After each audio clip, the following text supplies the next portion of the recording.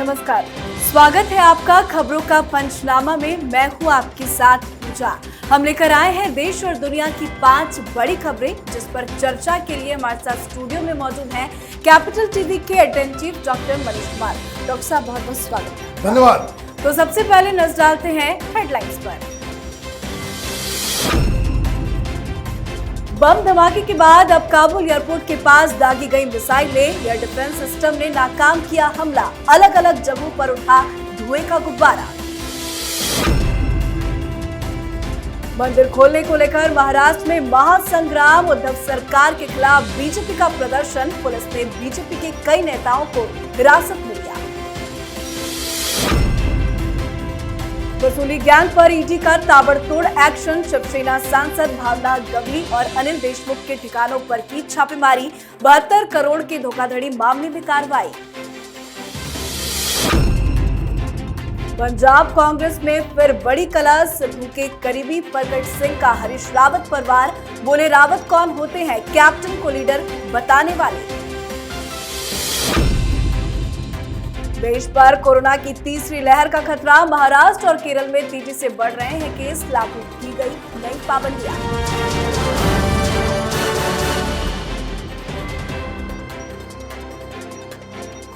सबसे पहले बात करेंगे काबुल में धमाकों की। तालिबान के कब्जे के बाद अफगानिस्तान में हालात दिन प्रतिदिन बदतर होते जा रहे हैं। पहले काबुल एयरपोर्ट पर बम धमाका हुआ, जिसमें 100 से ज्यादा लोगों की जान चली गई, और अब आसमान से रॉकेट दागे जा रहे हैं। कई रॉकेट तो रिहायशी इलाकों में लोगों के घरों पर गिरे हैं, जिससे मौके पर अफरा तफरी मच गई है। लोग जान बचाकर भागते नजर आए हैं। चारों तरफ सिर्फ धुएं का गुब्बारा दिखाई दिया। हालांकि ये रॉकेट अमेरिका ने दागे या किसी और ने, इस बात की अभी तक पुष्टि नहीं की गई है। डॉक्टर साहब, काबुल एयरपोर्ट में पहले बम धमाका, उसके बाद रॉकेट की लगातार खबरें सामने आ रही है। कौन दरअसल ये करा रहा है? देखिए, दरअसल तालिबान ये चाहता है कि वो पूरी तरीके से एक विजेता के रूप में अफगानिस्तान में उभरे जी। और अमेरिका की जो रणनीति रही है, वो जानबूझकर तालिबान को इस पोजीशन में लाकर के खड़ा कर दिया है कि जैसे वो लग रहा है कि उन्होंने जो है एक सुपर पावर को अफगानिस्तान से भगा दिया। आज की स्थिति क्या है? स्थिति ये है कि काबुल एयरपोर्ट के ऊपर तालिबान का पूरी तरीके से कब्जा हो गया। कल तक जहां कंट्रोल पैनल के ऊपर अमेरिकी सैनिक होते थे, जहां टावर्स पे अमेरिकी सैनिक हुआ करते थे, जहां मेन गेट के ऊपर और मेन एरिया में अमेरिकी सैनिक हुआ करते थे, अब अमेरिकन वहां से एक दिन पहले ही रफू चक्कर हो गए, भाग गए।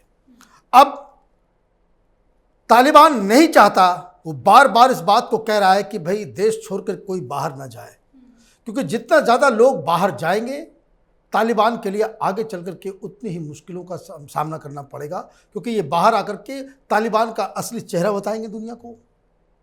अब तालिबान और जो तथाकथित उनके साथ के जो टेररिस्ट ऑर्गेनाइजेशंस हैं, वो वहाँ लोगों को डरा रहे हैं, धमका रहे हैं।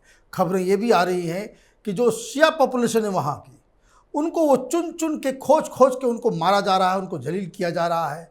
एक के बाद एक तस्वीरें आ रही हैं जो बड़ा ही अजीबोगरीब सा लग रहा है। तो कहने का मतलब ये है कि ये जो रॉकेट दागे जा रहे हैं एयरपोर्ट के ऊपर, ये दरअसल अमेरिका को एक हारा हुआ, जिसको कह सकते हैं सुपर पावर, साथ ही साथ अफगानिस्तान की जनता को डराने धमकाने और कोई एयरपोर्ट ना आए, इसलिए ये रॉकेट से कार्रवाई की जा रही है। और उसका नतीजा ये भी हुआ कि आज काबुल एयरपोर्ट पे बिल्कुल सन्नाटा पसरा हुआ है, कोई आदमी वहाँ पे नज़र नहीं आ रहा। जी बिल्कुल बिल्कुल, आपने सही कहा कि तालिबान की एक एक करतूत जो है वो अब सामने आ रही है। चलिए आगे बढ़ते हैं। अगली खबर अब महाराष्ट्र से जुड़ी हुई है। महाराष्ट्र में मंदिर खोलने की मांग को लेकर संग्राम शुरू हो गया है। उद्धव सरकार के खिलाफ बीजेपी जगह जगह विरोध प्रदर्शन कर रही है। साथ ही बीजेपी ने शंखनाद आंदोलन भी शुरू कर दिया है। इस बीच प्रसिद्ध सिद्धिविनायक मंदिर के बाहर प्रदर्शन कर रहे राम कदम समेत बीजेपी के कई बड़े नेताओं को पुलिस ने हिरासत में ले लिया। वहीं आंदोलनकारी अन्ना हजारे ने भी बीजेपी के इस प्रदर्शन का समर्थन किया और उद्धव सरकार को चेतावनी देते हुए कहा कि अगले 10 दिनों में मंदिर नहीं खोले गए तो वो भी एक बड़ा आंदोलन करेंगे। साथ ही उन्होंने ये भी कहा कि कोरोना संकट में अगर शराब की दुकानें खोली जा सकती है तो मंदिर क्यों नहीं। डॉक्टर साहब, बड़ा लाजमी सा ये सवाल है कि कोरोना काल के बीच यदि शराब की दुकानें खुली हैं तो महाराष्ट्र में मंदिर में क्यों ताला लगा हुआ है? देखिए, महाराष्ट्र में जो कोरोना का जो हाल हुआ, जिस हिसाब से वहां पे सरकार पूरी तरीके से फेल हो गई। दो राज्य हैं, एक केरल और दूसरा महाराष्ट्र, जो कोरोना के उसको कह सकते हैं कि उपचार में, उसके प्रबंधन में हर जगह लूप होल्स नजर आए हैं। और सबसे ज़्यादा संख्या कोरोना मरीजों की इन राज्यों से आई है और सबसे ज़्यादा लोगों की मौत भी महाराष्ट्र में हुई है। अब यहाँ पे एक बहुत ही इसको कह सकते हैं टेक्निकल सवाल है कि क्या छूट देनी चाहिए? मंदिर खुलेगा, भीड़ भी आएगी, तो जो लोग मंदिर जाना चाहते हैं, भारतीय जनता पार्टी उन भावनाओं को जो है अपने फायदे में उठाने के लिए वो आंदोलन कर रही है। दूसरी तरफ अन्ना हजारे जैसे लोग वो ये कह रहे हैं, और लाजमी सवाल है कि अगर शराब की दुकानें खुल सकती हैं तो मंदिर क्यों नहीं? तो ये एक ऐसा सवाल है जिसका जवाब उद्धव ठाकरे को सामने आकर के देना चाहिए। ये मुख्यमंत्री के स्तर पे ही इस तरह के फैसले को बताया जा सकता है, समझाया जा सकता है। अब इसमें दो तीन चीज़ें और हैं कि जब ईद का वक्त आया था तो आपने खुली छूट दे दी थी, बाजार में भीड़ थी, उस तरह की तस्वीरें हमने भी देखी, कहीं कोई रोक ठोक नहीं था। लेकिन जब कृष्णाष्टमी होता है तो हिंदुओं का पर्व आया तो मंदिर के दरवाजे बंद हैं। तो ये बहुत सारे सवाल हैं जिस पे राजनीति हो रही है। लेकिन अच्छा ये होता कि मुख्यमंत्री स्वयं सामने आए और वो बताए कि क्या ताज़ा स्थिति है, क्यों अगर मंदिर को बंद रखा जा रहा है, शराब की दुकानें खोली जा रही हैं, तो वो क्यों ऐसा फैसला ले रहे हैं, क्यों ऐसा हो रहा है कि बाजार खुला हुआ, सब कुछ खुला हुआ हो और मंदिर पे जो है ताला लगा हुआ हो। वैसे तीसरी लहर की सुगबुगाहट शुरू हो गई है, चाहे वो भारतीय जनता पार्टी हो या कोई भी पॉलिटिकल पार्टी हो। विरोध के नाम पे आप इस तरह के इसको कह सकते हैं आंदोलन को ना चलाएं, जिससे कल थर्ड वेव आने की संभावना बढ़ जाए। जी बिल्कुल, उद्धव सरकार को लोगों की भावनाओं के साथ फिलहाल नहीं खेलना चाहिए। चलिए, अब खबर वसूली गैंग से जुड़ी हुई है। वसूली गैंग के खिलाफ ईडी का एक्शन लगातार जारी है। इस बार ईडी ने शिवसेना सांसद भावना गवली पाटिल और महाराष्ट्र के पूर्व गृह मंत्री अनिल के घर और दफ्तर पर ताबड़तोड़ छापेमारी की है। ईडी ने ये छापेमारी 72 करोड़ रुपए की धोखाधड़ी से जुड़े मामले पर की है। बता दें आपको कि रविवार को ही ईडी ने महाराष्ट्र सरकार में मंत्री और शिवसेना नेता अनिल पराब और अनिल देशमुख को मनी लॉन्ड्रिंग के मामले में समन भेजा है, जिनसे 31 अगस्त को पूछताछ की जाएगी। डॉक्टर साहब, अनिल देशमुख की लगातार मुश्किलें बढ़ती जा रही है, कब होगी गिरफ्तारी? देखिए, ये गिरफ्तारी से तो बचते चले जा रहे हैं। वो रीजन है कि इतना ज़्यादा हिंदुस्तान के कानून में लूप होल्स है, उन सारी चीज़ों को वो बाकायदा एक्सप्लॉइट कर रही है। वैसे तो उनका अधिकार है कि अगर कानून उस तरीके के हैं, चाहे वो लुंज पूंजी से ही, अगर कानून ऑलरेडी एग्जिस्ट करता है तो कोई भी उससे उसका फ़ायदा उठा सकता है। तो एक तो गिरफ्तारी को लेकर के जिस तरह की आंख मिचौली वो खेल रहे हैं, वो एजेंसियों के लिए बड़ा एम्बैरेसमेंट है। पहली बात तो ये है। दूसरी बात, जो एक अचानक से खबर आई, आप ये देखिए, इसके ऊपर राजनीति भी हो रही है। कांग्रेस पार्टी के एक राहुल गांधी के बड़े चहेते हैं, उन्होंने एक फर्जी डॉक्यूमेंट ट्विटर पे शेयर कर दिया और ये कह दिया कि भाई ये जो वसूली गैंग को लेकर के जितनी भी तहकीकात हुई है उसमें अनिल देशमुख का कोई हाथ ही नहीं है, उनके खिलाफ कोई सबूत नहीं आया। हालांकि सीबीआई की तरफ से इमीडिएटली इस फेक न्यूज़ को, इस अफवाह को जो है ख़त्म किया गया। लेकिन अब आप देखिए कि किस हिसाब से वसूली हो रही थी, ये तो दिन के उजाले की तरह साफ है। जो सचिन वाजे कर रहा था, जो परमवीर सिंह कर रहे थे, वो दुनिया के सामने आ चुका है।